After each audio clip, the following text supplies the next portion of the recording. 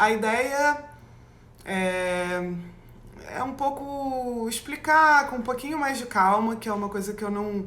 Claro que eu tenho escrito textos sobre esse assunto desde o ano passado. Na verdade, já tem 3 anos, né, que esse debate da Previdência começou.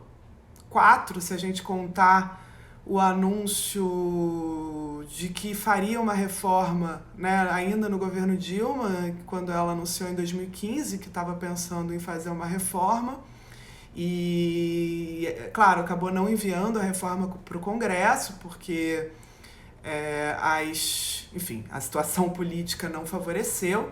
Mas desde então, quer dizer, já tem 4 anos que a gente está debatendo esse tema. Na semana passada, a Câmara aprovou em primeiro turno o texto da reforma e os destaques.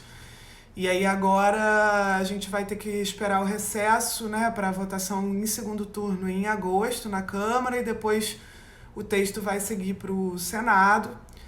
E uma coisa que eu tenho notado nesse debate da reforma da Previdência é que, enfim, é um debate muito, muito difícil, que acaba ficando muito técnico, né? E eu acho que isso, inclusive, foi utilizado ao longo desse período de debate para confundir um pouco as pessoas e acabar bloqueando e tirando mesmo a população do debate sobre vários aspectos da reforma.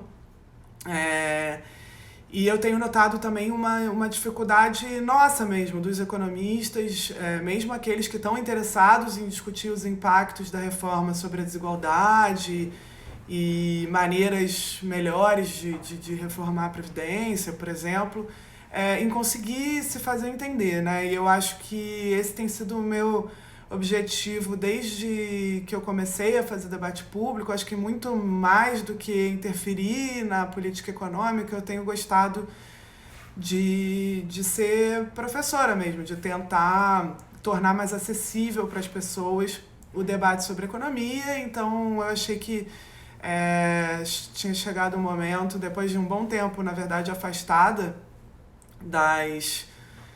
das discussões de política econômica, assim, mais nos últimos 6 meses e tal. Eu fiquei um pouco de fora do debate público, só fazendo as colunas mesmo, toda semana, na Folha e o Twitter, que ainda é a minha rede social favorita, apesar de estar aqui hoje adorando interagir com vocês. Aí eu vi que tinha uma demanda de, escreve textos, fala sobre os pontos positivos, os pontos negativos, uma confusão muito grande e reações inflamadas de todos os lados. E eu acho que a ideia aqui é a gente debater mesmo o que dessa reforma tem de realmente ruim para os mais pobres, o que tinha no texto inicial, o que saiu desse texto e que, na verdade, melhorou o texto, o que não melhorou. Então, que tipo de crítica a gente ainda pode fazer ao texto que vai estar no Senado. Então, esse ainda é um debate importante nos próximos meses.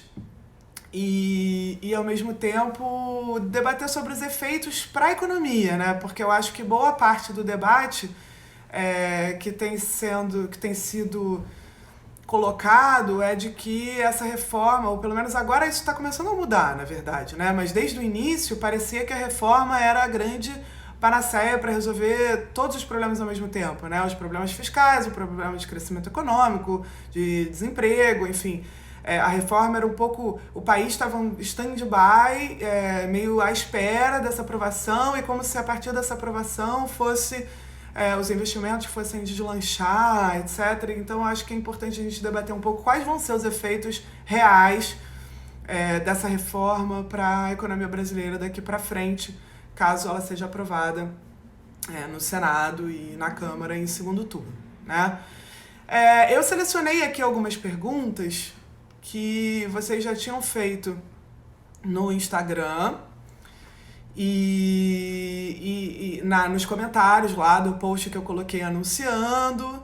Então eu vou orientar um pouco, enfim, eu fiz um roteirinho aqui baseado nessas perguntas, na verdade, que eu escolhi, mas eu também depois vou olhar perguntas que estão surgindo agora durante a live, tá? Então podem mandar. Eu vou começar aqui com uma pergunta da Clarissa, que me pergunta, na verdade, que está falando sobre uma coisa que eu estou vendo que vocês aí também estão perguntando, né? A Clarissa fala: o terror que fazem para aprovar a reforma me incomoda demais. Você poderia dizer qual o real problema da Previdência? O modelo não atende? Menos gente está trabalhando? Mais pessoas estão se aposentando?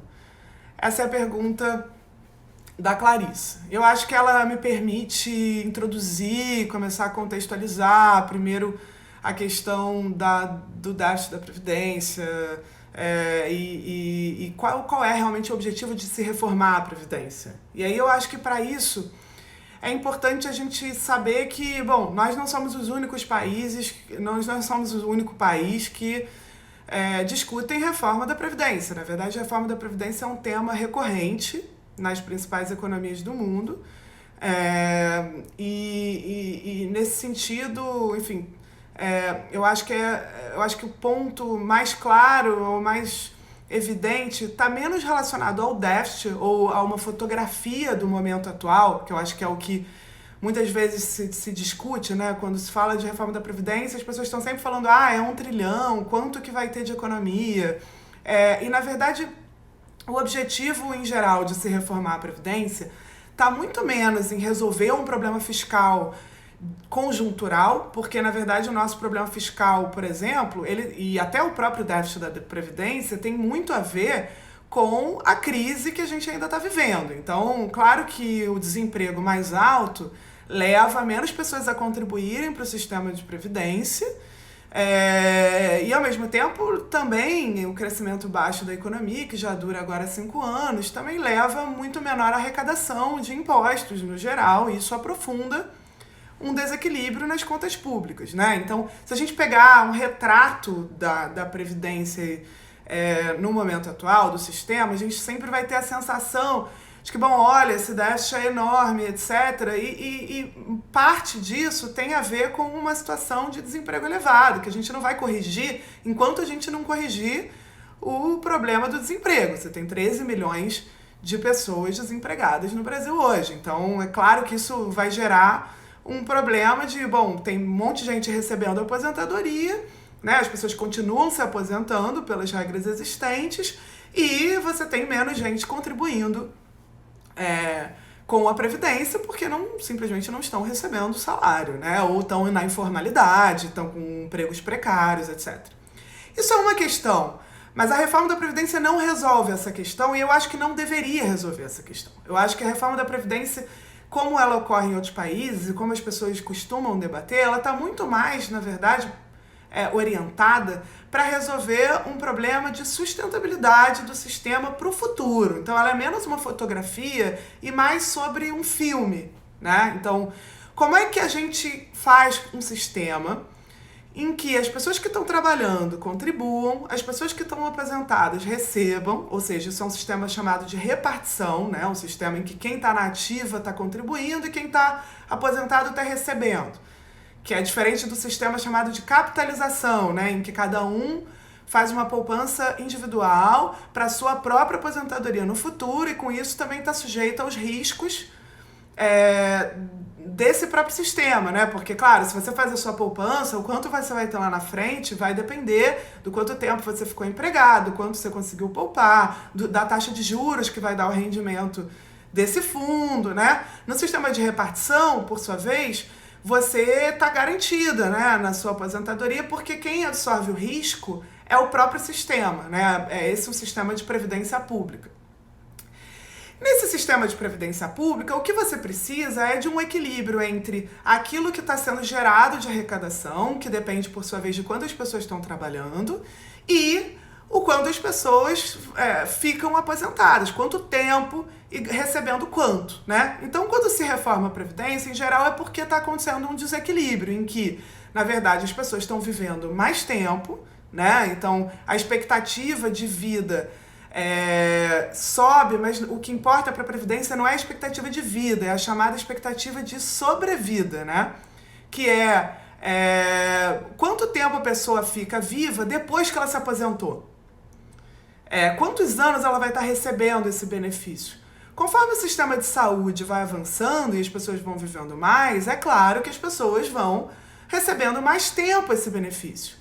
E aí, se isso não vem junto com, né, mais pessoas empregadas, o que normalmente não vem, porque em geral você tem menos jovens e mais pessoas em idade avançada, né, mais idosos ao longo do desenvolvimento dos países, né? Isso é uma coisa desejável, que bom que é assim, né? Que bom que o nosso sistema de saúde, se ele ainda existir enquanto sistema público, certamente essa tendência continuará, né? E a gente vai ter cada vez mais tempo as pessoas vivendo depois de se aposentarem, cada vez mais gasto do sistema em relação à arrecadação.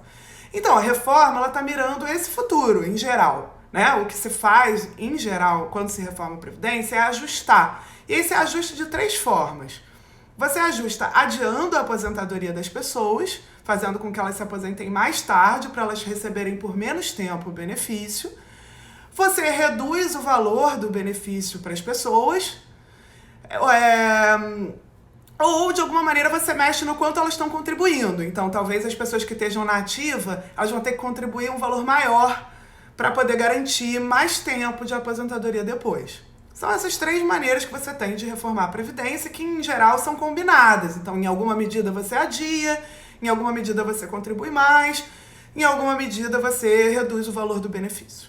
É basicamente como acontecem reformas da Previdência no mundo, tá?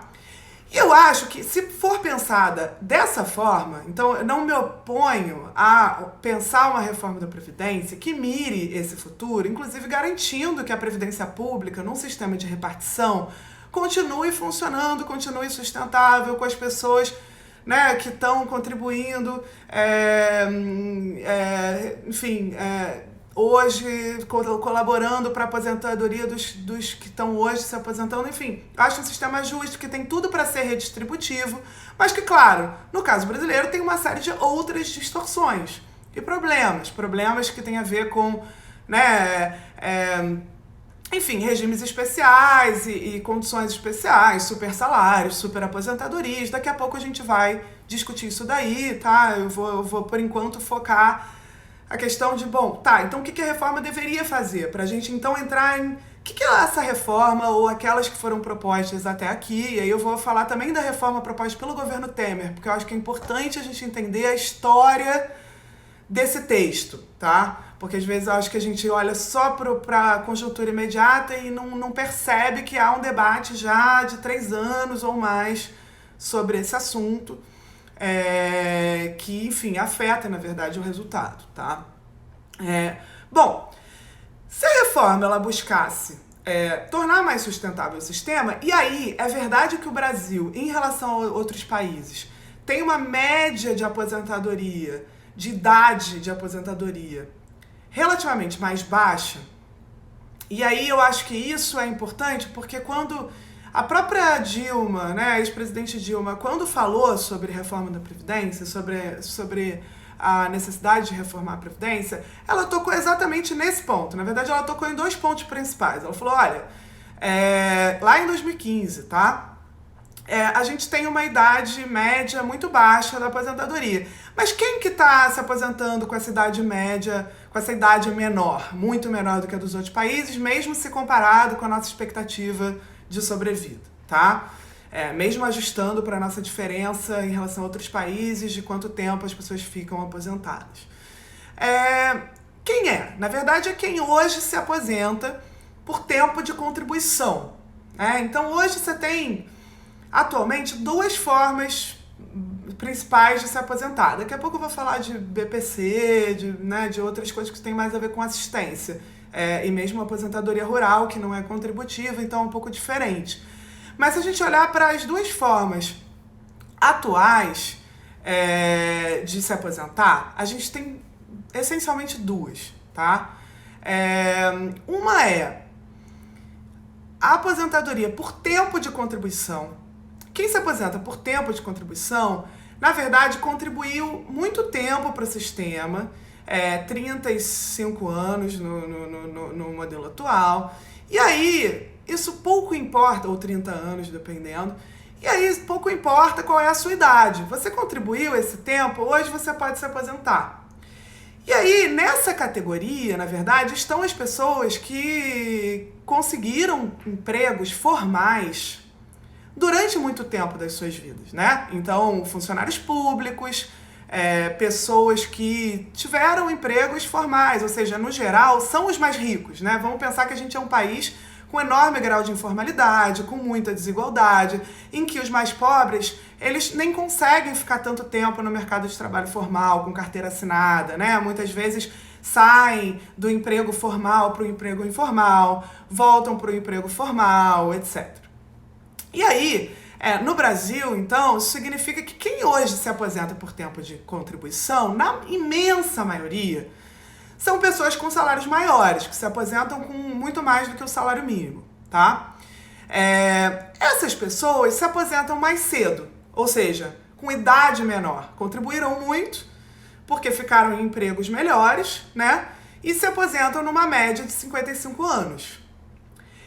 E, na verdade, essa questão é que orientou a própria discussão do início, né, de necessidade de reforma. Então, se você estiver pensando em tornar o sistema sustentável, na verdade você deveria adiar a aposentadoria dessas pessoas, porque essas pessoas estão vivendo muito mais tempo e estão se aposentando numa idade muito menor porque contribuíram por muito tempo.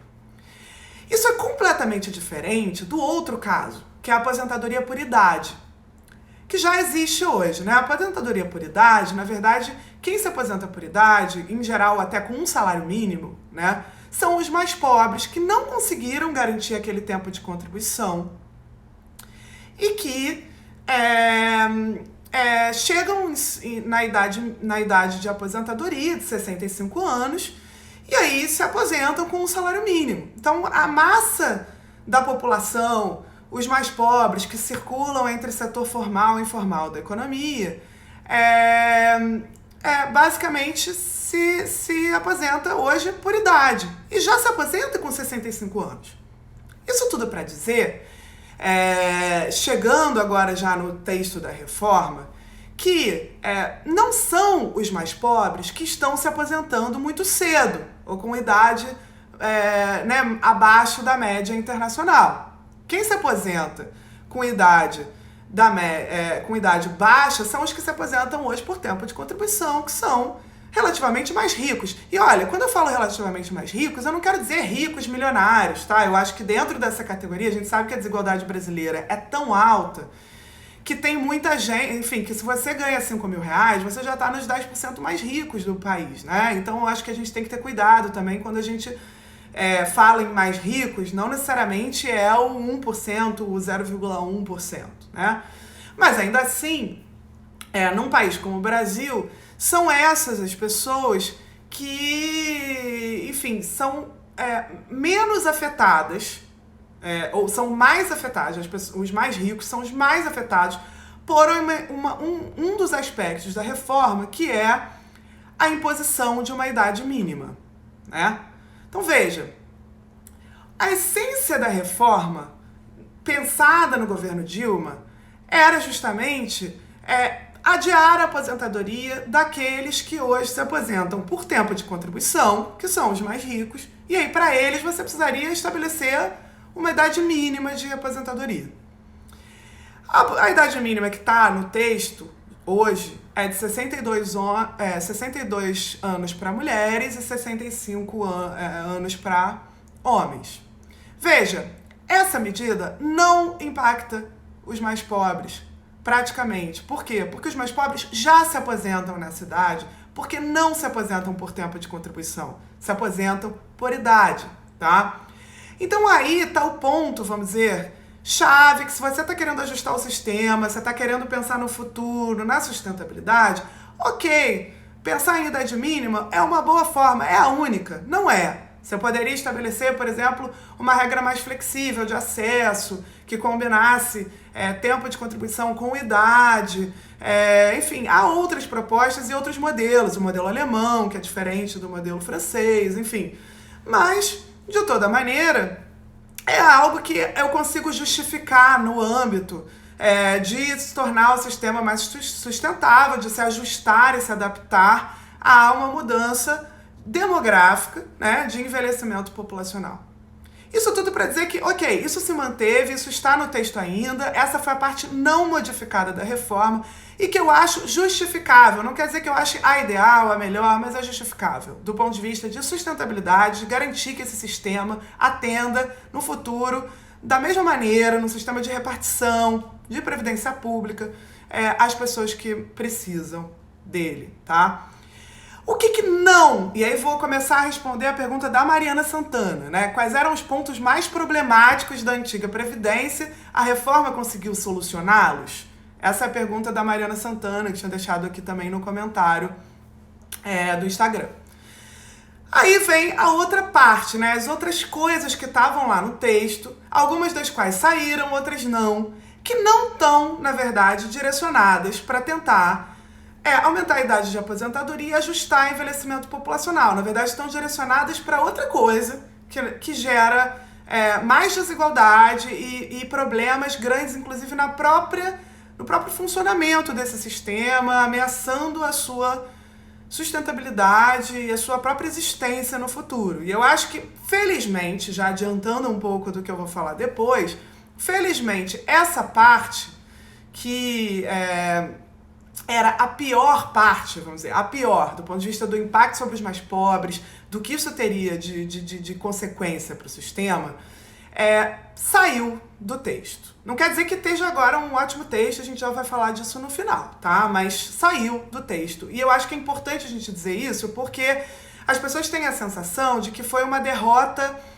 incomensurável para vamos dizer, aqueles que debatiam criticamente essa reforma desde o início, ou que resistiram a ela. E eu acho que muitas vezes na política, aquilo que a gente vê a olho nu não é exatamente tudo o que está acontecendo, né? Claro que tinha uma oposição a toda e qualquer tipo de reforma, e eu acho que isso politicamente acabou ajudando a que nem tudo da reforma fosse aprovado, e que várias mudanças acontecessem no Congresso, o que, aliás, deveria ser o caso sempre. Então, se a gente achar que não teve efeito nenhum, né, aqueles que se posicionaram contrários não tiveram efeito nenhum, a gente também tem que achar que aqueles que se posicionaram inteiramente a favor também não tiveram, porque o texto aprovado está há anos-luz do texto que foi enviado ao Congresso pelo Paulo Guedes, da mesma maneira que também no governo Temer já tinha sido transformada. A primeira versão do governo Temer da proposta de reforma é totalmente diferente, também já eliminava esses pontos, já vou comentar,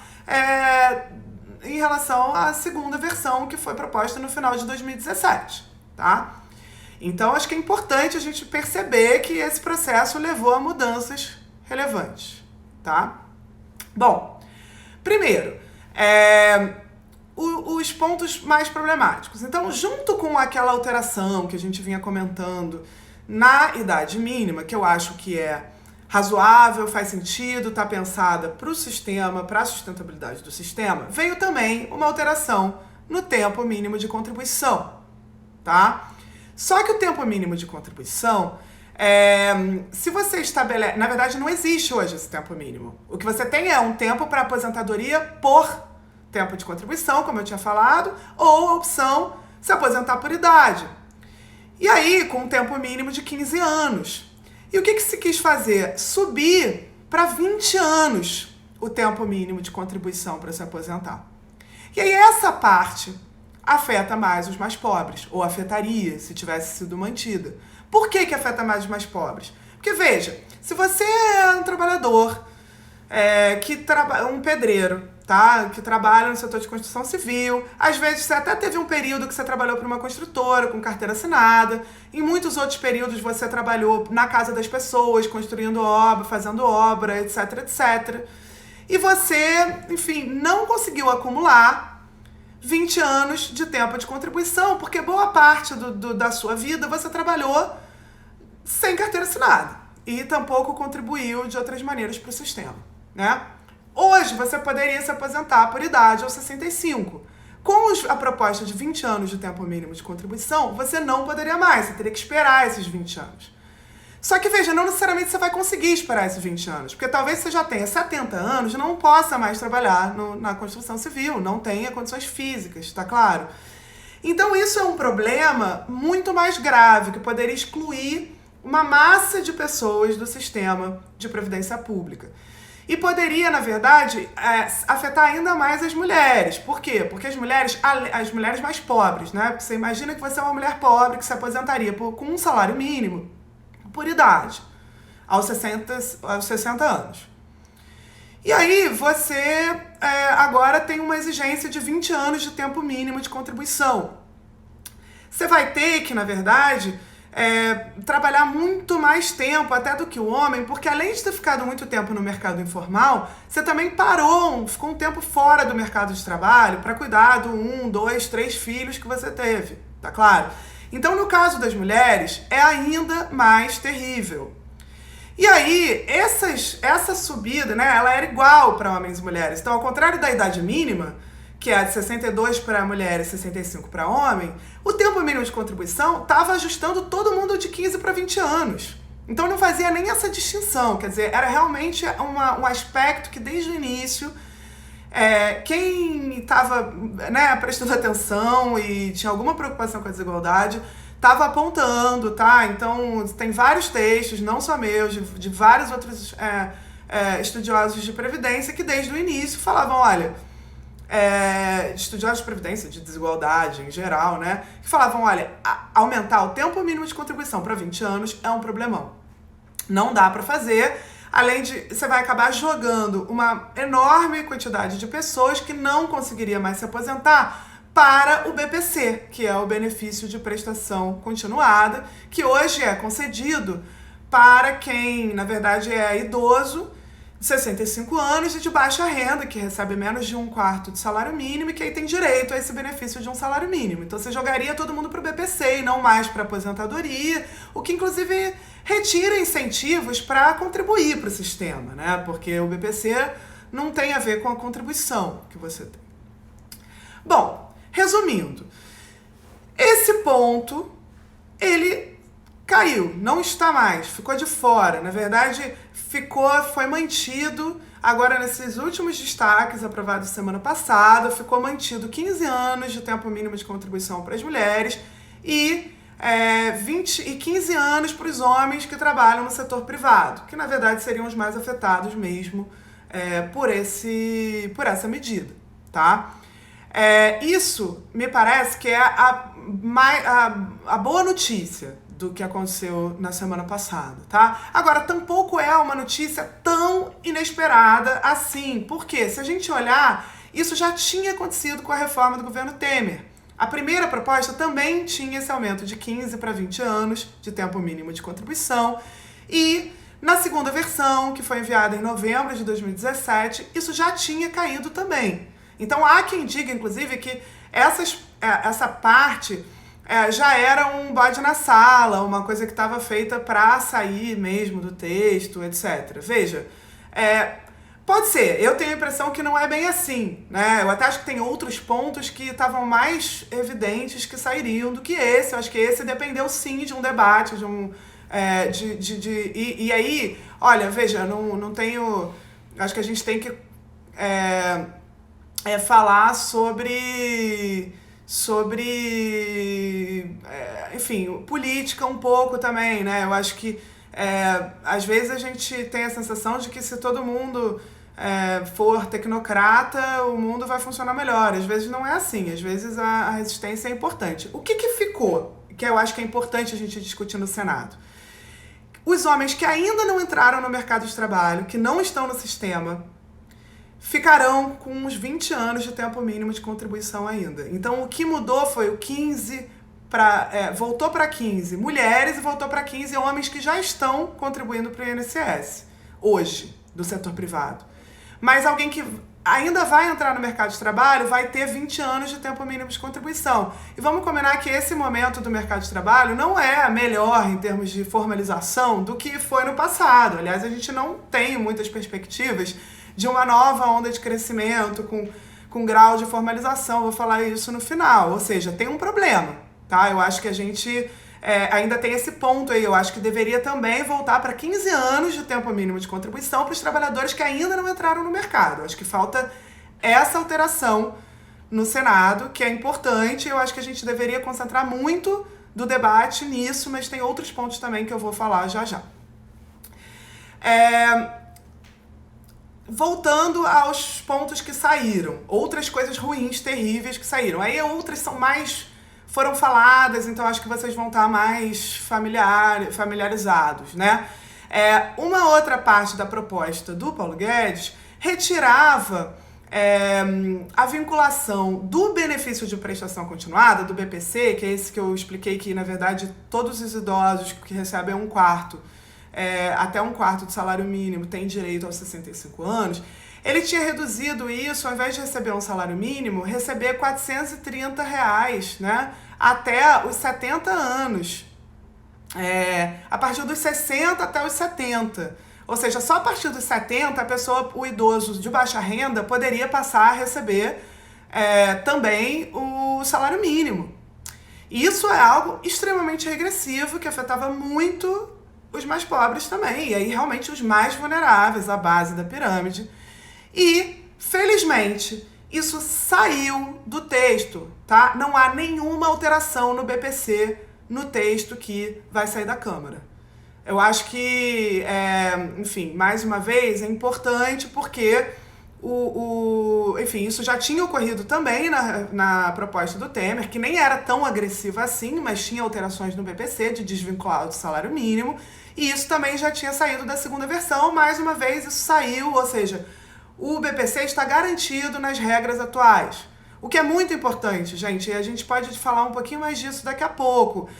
O mercado de trabalho está se transformando, as pessoas estão cada vez menos formalizadas. Então o BPC, na verdade, funciona como uma base de dignidade mínima para aqueles que nem conseguiram contribuir tanto assim para o sistema, mas que têm baixa renda e que têm 65 anos e que não têm mais condição de entrar no mercado de trabalho, tá? Então, talvez isso fosse bode na sala, eu tô vendo aqui que o Valdomiro está dizendo que era.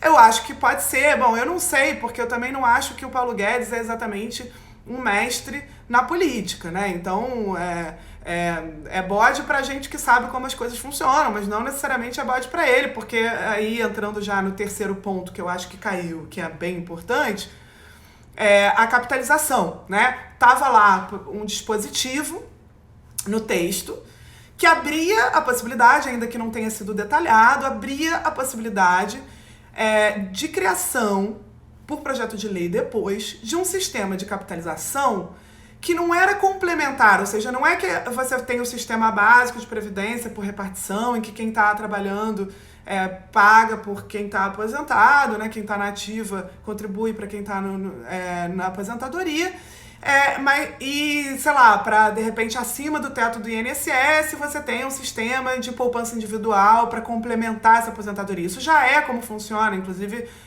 no funcionalismo público, por exemplo, que entrou depois de 2003, já é assim, né? Você já não tem aquilo que se chamava aposentadoria integral, já não existe para quem entrou depois de 2003. Isso foi a reforma do 2003, não, do 2013, mas aprovada na reforma de 2003 do primeiro governo Lula, tá? Então, aliás, eu acho que também tem muita confusão aí, as pessoas ainda falam de muitas coisas que já não existem mais para os funcionários públicos novos, né? Que existem para funcionários públicos que estão naquele estoque da Previdência anterior.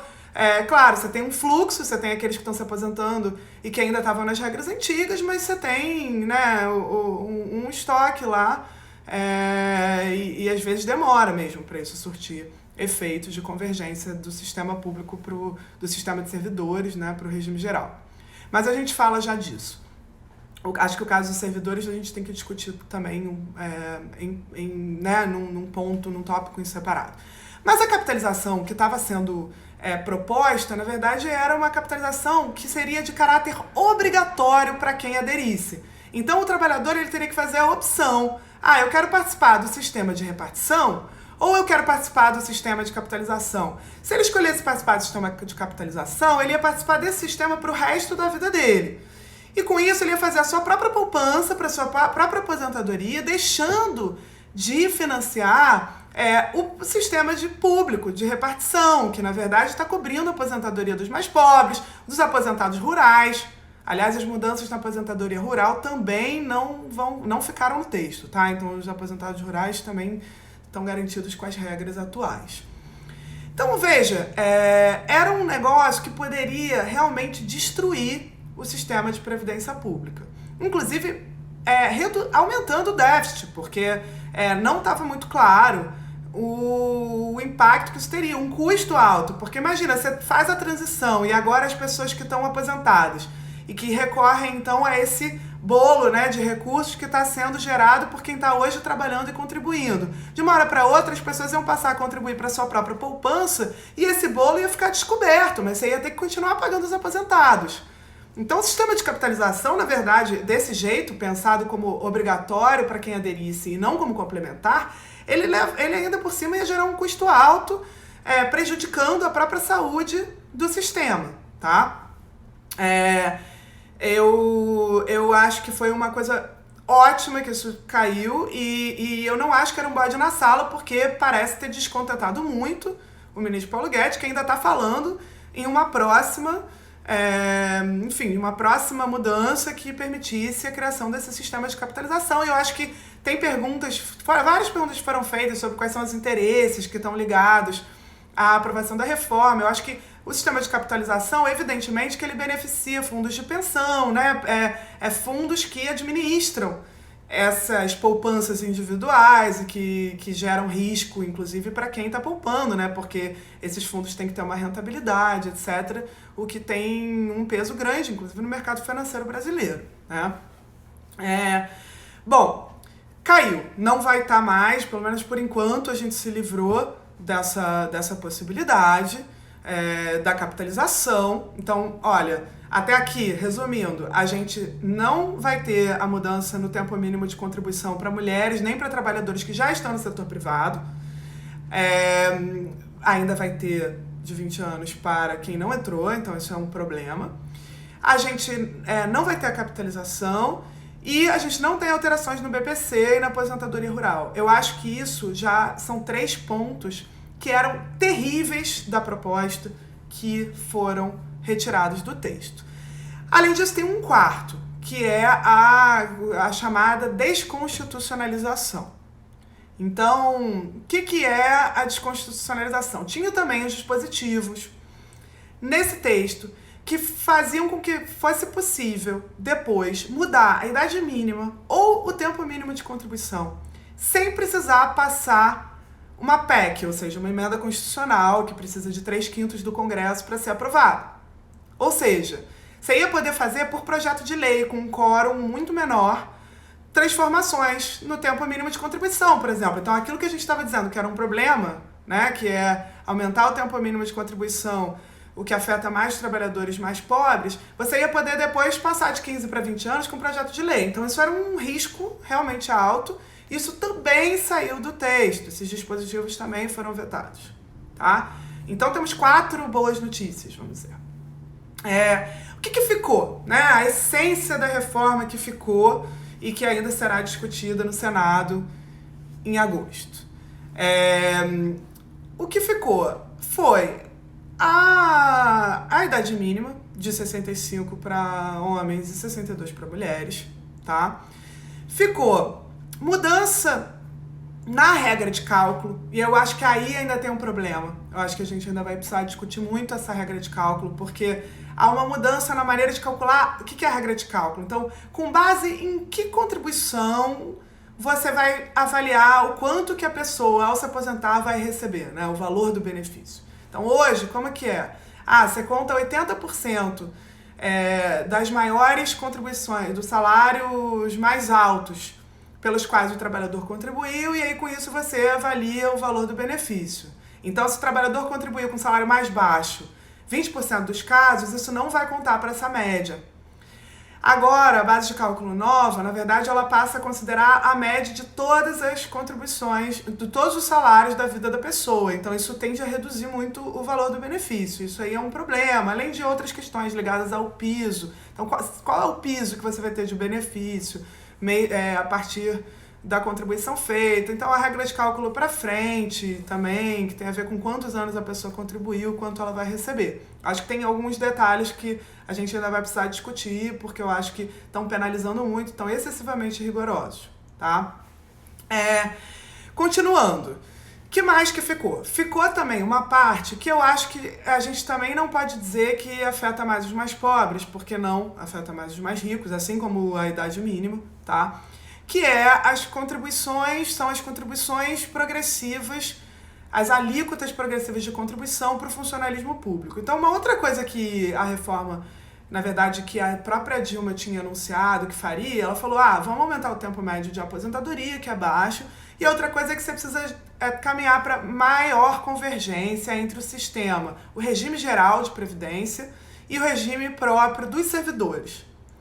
E aí essas alíquotas maiores de contribuição, na verdade, elas estão fazendo com que a contribuição aumente para servidores públicos federais.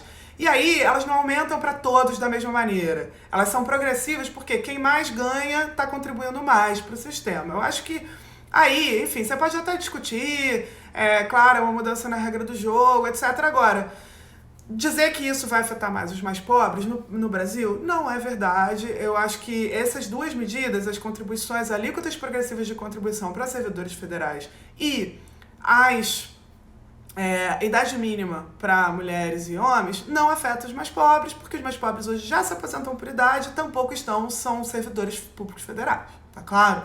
Então essa é a parte que eu diria que enfim, estaria em qualquer reforma da Previdência, de qualquer governo. Isso seria também parte de uma reforma que um eventual governo do PT fizesse, tá? Eu acho que essa parte é importante a gente salientar, tá? Aí tem aqui a pergunta sim, sobre isso da base de cálculo, tá? Eu falei já a resposta, mas eu não tinha dito que era uma pergunta do Valdomiro sobre isso, tá? E finalmente, falta aqui, desculpa aqui, eu tô só olhando aqui a pergunta.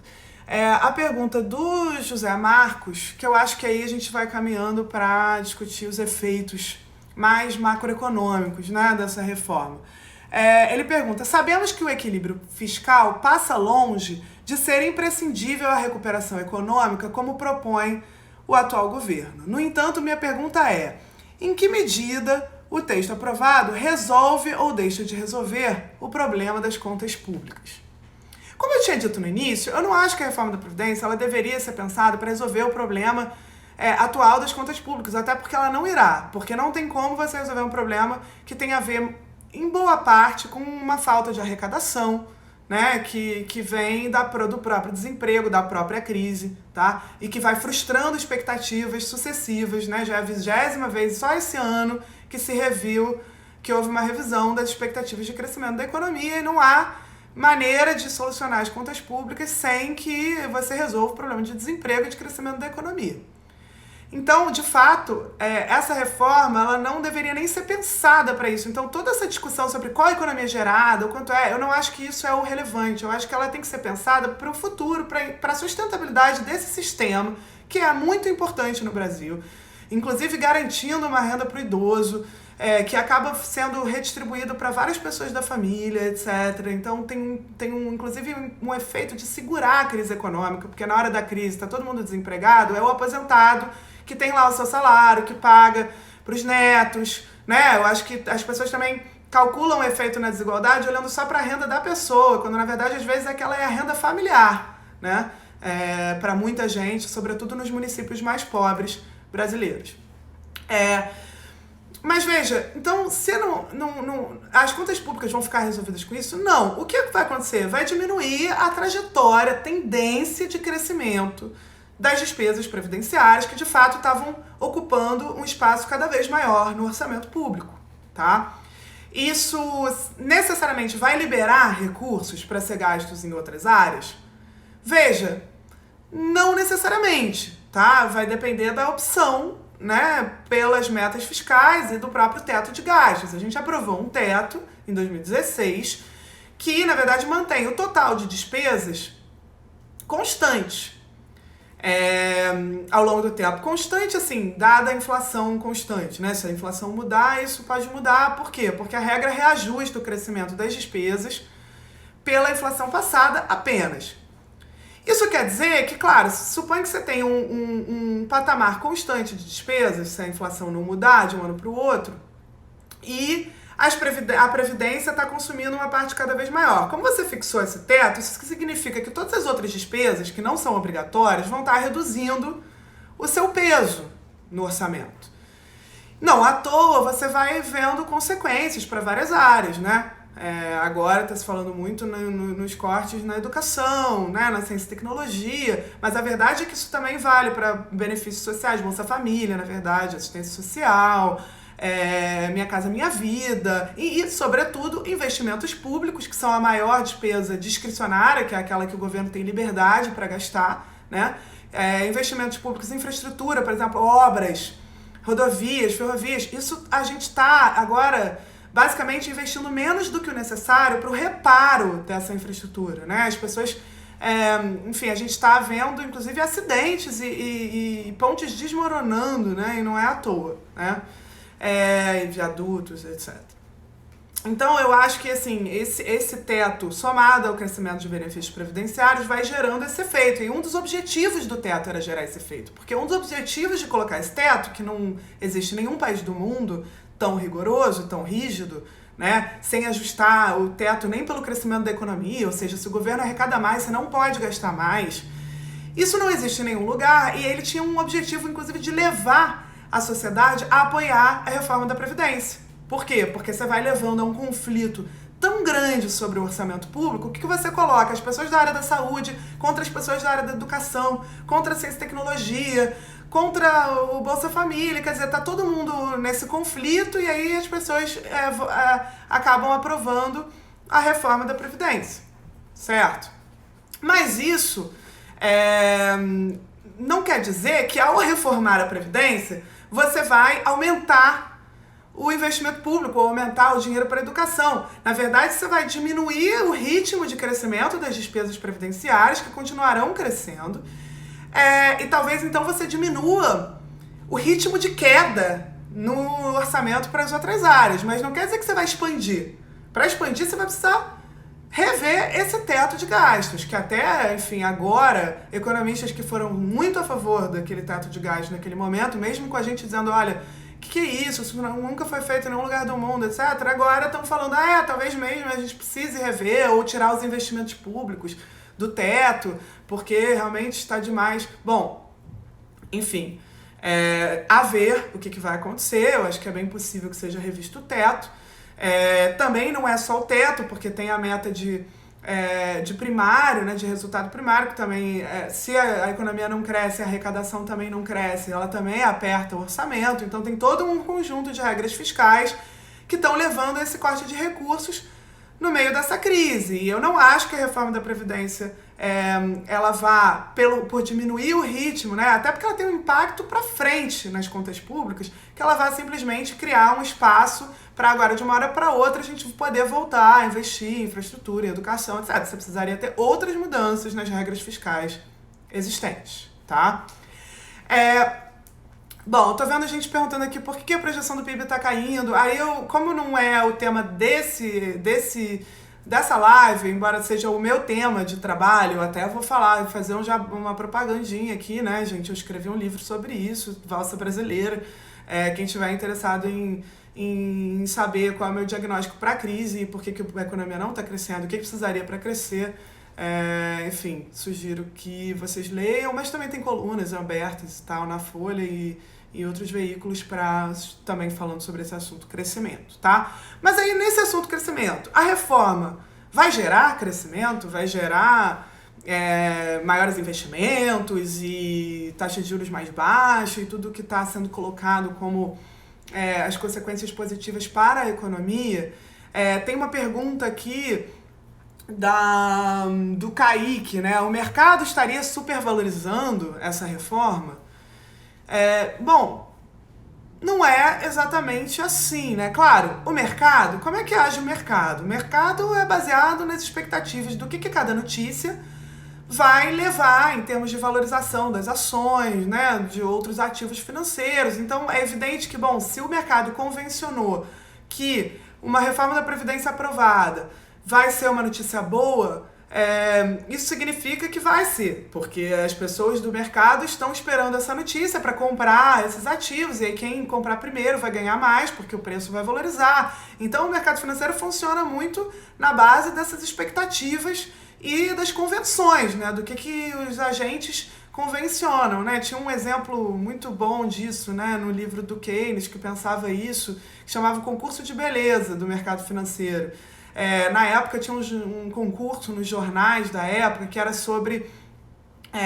você tinha que ver as fotos de várias mulheres, tá? Pra você ver também como eram machistas os jornais da época. Mas você tinha umas fotos de várias mulheres e você tinha que escolher não quem você achava que era a mulher mais bonita, mas quem você achava que os demais leitores escolheriam que seria a mulher mais bonita. E aí, isso significa que todo mundo estava pensando no que todo mundo pensaria, que era a mais bonita, né? Não tá mais na realidade. E o mercado financeiro funciona um pouco assim, né? Você não é o fundamento que determina o preço. Você, na verdade, tá pensando em que os outros vão fazer, né? Então eu vou comprar uma ação da Petrobras se eu acho que os outros agentes vão comprar uma ação da Petrobras. Então você está tentando adivinhar o que os outros vão fazer, porque aí, se você acerta, o preço daquele negócio que você comprou vai subir. E eu acho que, claro, a reforma da Previdência vai ter um peso para esse mercado financeiro? Vai. No curto prazo? Vai, porque está todo mundo esperando isso para convencionar que os outros também vão estar mais otimistas. E isso vai fazer com que o preço, a Ibovespa, suba, sem dúvida. Agora, isso vai se transformar na realidade, assim, na economia real, em maior crescimento, em maior geração de empregos? Aí já são outros 500, porque movimento de mercado financeiro, para cima e para baixo, não é uma coisa que necessariamente se traduz em investimentos produtivos, né? Em plantas, fábricas, novas máquinas, equipamentos. Isso é outra história, né? Do que depende esses investimentos? Depende das pessoas, dos empresários esperarem maior demanda, maior crescimento das vendas, né? As expectativas que importam para você decidir se você quer aumentar a sua fábrica, expandir, comprar mais máquina, comprar nova tecnologia. Isso só faz sentido se você acha que você vai vender mais produto no futuro. A reforma da Previdência vai fazer com que a demanda, o crescimento suba e as pessoas queiram investir mais e comprar mais máquinas? Não, esquece. Esse efeito sobre o crescimento econômico, esquece, tá? Então eu acho que, lembrando para quem chegou agora, né, eu falei de pontos que eu acho positivos da reforma enquanto pensar no sistema sustentável para o futuro. Outros que são negativos, que eu nem acho que estão endereçando esse problema e tampouco acho que estão afetando mais os mais ricos ou combatendo privilégios, se você quiser. Agora, dizer que a reforma da Previdência vai gerar crescimento econômico, aí desculpa. Pelo contrário, já tem estudos que foram realizados que simulam os efeitos da reforma no curto prazo, e esses efeitos, na verdade, são recessivos, porque você está deixando, se o teto de gastos está no mesmo lugar, você não vai estar gastando mais. Na verdade, o que está acontecendo é que você está tirando recursos da economia, então várias pessoas que recebem benefícios vão pagar contribuições maiores, por exemplo, vão gastar menos, vão consumir menos, isso vai gerar um crescimento menor das vendas para as empresas. Então, na prática, o impacto de curto prazo pode até ser um impacto negativo na economia e, com isso, nos investimentos também, tá? Agora, o Banco Central pode cumprir aquilo que tinha previsto de que, bom, agora que a reforma foi aprovada, eu vou reduzir a taxa de juros, que na verdade nem deveria ser uma pré-condição para o Banco Central reduzir a taxa de juros, porque o Banco Central deveria reduzir a taxa de juros quando a inflação cai, que aliás já caiu, não tem nenhuma perspectiva de aumento da inflação, pelo contrário, ela está abaixo do piso da meta há algum tempo. Em vez de reduzir a taxa de juros, ficou fazendo essa chantagem quase, né? Dizendo que só reduz se aprovarem a reforma da Previdência. Então, claro, pode ser que cumpra a sua parte e reduza a taxa de juros. Agora, a taxa de juros menor não necessariamente também vai gerar esse investimento maior, ainda mais se não tiver crescimento da economia. Tinha um diretor do Banco Central norte-americano, na época, lá nos anos 30, na Grande Depressão, que falou isso, né? Que taxa de juros era como empurrar a corda. Você até pode, no momento da crise, no momento da expansão, ao aumentar a taxa de juros, você desestimula a economia. Mas isso não quer dizer que reduzir a taxa de juros na hora da crise vai estimular a economia, porque ali os empresários nem estão interessados em investir mais e na prática estão, enfim, é isso, não querem mais crédito, então não estão interessados nessa taxa de juros menor. Bom, eu acho que com isso eu começo a encerrar, porque o meu limite aqui é de 9 horas, tá? Eu adorei fazer esse live com vocês, eu acho que a gente passou pelos pontos principais, tem outros pontos, e aí tem pontos importantes sobre, mas e os privilégios? Eu acho que tem uma série, como eu falei no início, né? Tem uma série de pontos que poderiam fazer parte que não fazem, então, questão dos militares, acho que isso tudo está sendo mais discutido, eu estava realmente preocupada em conseguir explicar para vocês a diferença entre tempo mínimo de contribuição e idade mínima, porque, de fato, são efeitos sobre populações muito diferentes, né? Um afeta os mais ricos, o outro afeta os mais pobres. Então, é legal a gente orientar essas críticas para o lugar certo. E, enfim, espero... Sim, eu estou vindo aqui, faz mais lives. Sim, eu espero que sim. Eu vou salvar também essa live, deixar ela no IGTV. E vou também tentar salvar num novo canal no YouTube. Eu espero que eu consiga fazer isso. Eu não vou ficar fazendo tantos, gente, porque é isso. Quando tiver um tema importante assim, a gente faz.